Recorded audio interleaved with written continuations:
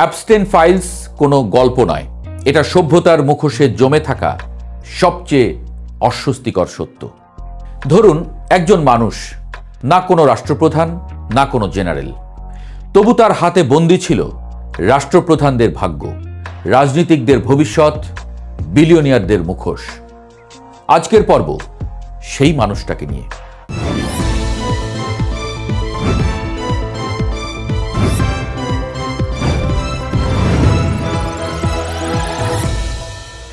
দু সাল, যুক্তরাষ্ট্রের ফ্লোরিডা অঙ্গরাজ্যের পাম বিচ এক তরুণী পুলিশের কাছে গুরুতর অভিযোগ নিয়ে হাজির হন। প্রথমে পুলিশ ভেবেছিল 8-10টা যৌন নিপীড়নের মামলার মতোই হয়তো, কিন্তু তদন্ত যত এগোয় তত পরিষ্কার হয় এটা কোনো একক অপরাধ নয়, এটা একটা আন্তর্জাতিক নেটওয়ার্ক। আর সেই নেটওয়ার্কের কেন্দ্রে একটাই নাম ঘুরে ফিরে আসে, জেফ্রি অ্যাপস্টেইন। কে ছিল এই জেফ্রি অ্যাপস্টেইন? আশ্চর্যজনকভাবে অ্যাপস্টেইন তার ক্যারিয়ার শুরু করেছিলেন একজন সাধারণ গণিত শিক্ষক হিসেবে, কিন্তু খুব অল্প সময়ের মধ্যে তিনি ঢুকে পড়েন ফান্ড ম্যানেজমেন্টের দুনিয়ায়। সেখানে তৈরি হয় তার আসল শক্তি, বিশ্বের সবচেয়ে ধনী ও ক্ষমতাবান মানুষদের সঙ্গে সরাসরি ওঠা বসা।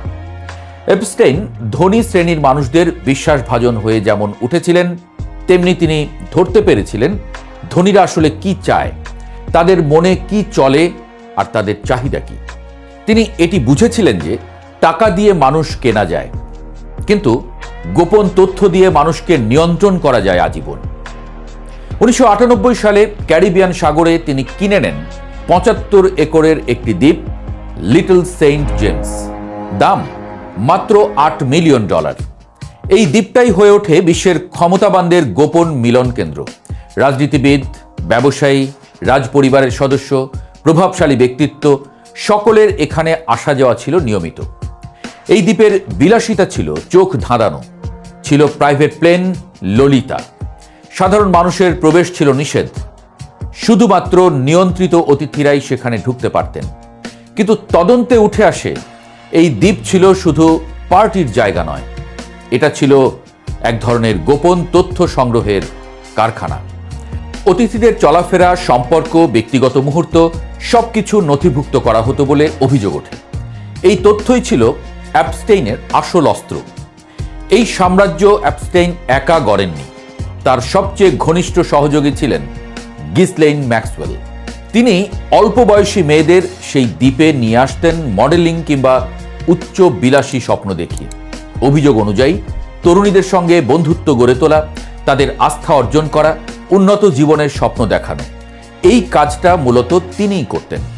পরে এসব অভিযোগের ভিত্তিতেই গিসলেইন ম্যাক্সওয়েল যুক্তরাষ্ট্রের আদালতে দোষী সাব্যস্ত হন। 2008 সালে প্রথমবার গ্রেপ্তার হন অ্যাপস্টেইন।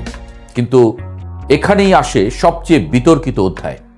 যে অপরাধে সাধারণ মানুষের দশকের পর দশক জেল হয়, সেই অপরাধে অ্যাপস্টেইন পান এমন এক চুক্তি যাকে বলা হয় সুইটহার্ট ডিল। কয়েক মাসের সাজা, তাও দিনের বড় অংশ বাইরে কাটানোর সুযোগ।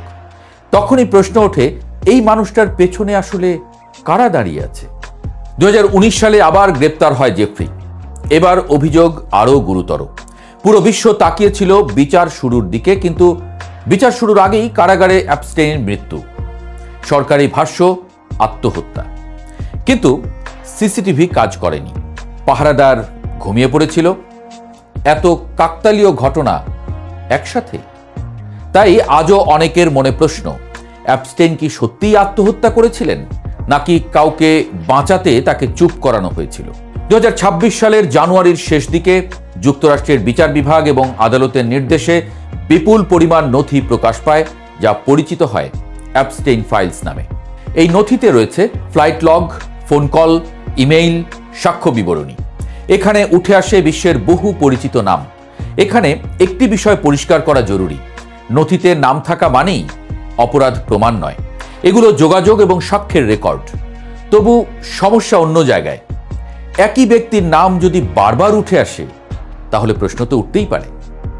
এই তালিকা ঘিরে যুক্ত হয়েছে Elon Musk, Donald Trump, Bill Gates, Prince Andrew, Stephen Hawking, এমনকি ভারতীয় প্রধানমন্ত্রী নরেন্দ্র মোদীর নাম নিয়েও তীব্র আলোচনা। ট্রাম্পকে খুশি করতে মোদী নেচেছেন তাদের সামনে। ভারতে বিষয়টি সামনে আসতেই জনমনে ক্ষোভ ছড়িয়ে পড়ে, যদিও সে দেশের সরকার কুলুপ এঁটেছে এই ব্যাপারে। এইবার আসি ইলন মাস্কের এক লাইনের প্রশ্নে।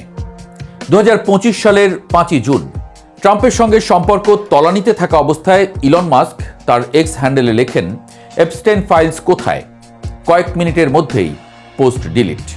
কিন্তু প্রশ্নটা থেকে যায়, এপস্টেইন ফাইলস কতটা ভয়ঙ্কর হলে ইলন মাস্কের মতো মানুষও পিছিয়ে যান? প্রশ্ন আসে, কেন প্রকাশ পেল এই ফাইলস?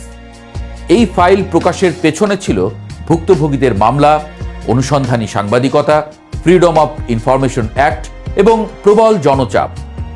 আদালতের অবস্থান ছিল পরিষ্কার, শিশুপাত, যৌন শোষণের মতো অপরাধে সম্ভাব্য প্রভাবশালীদের নাম জনস্বার্থে জানা জরুরি।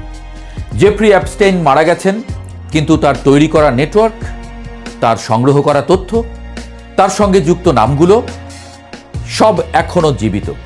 তাই প্রশ্ন ওঠে, অ্যাপস্টেইন কি একা ছিল, নাকি সে ছিল শুধু একটা দরজা যার পেছনে দাঁড়িয়ে আছে ক্ষমতার আসল মুখগুলো?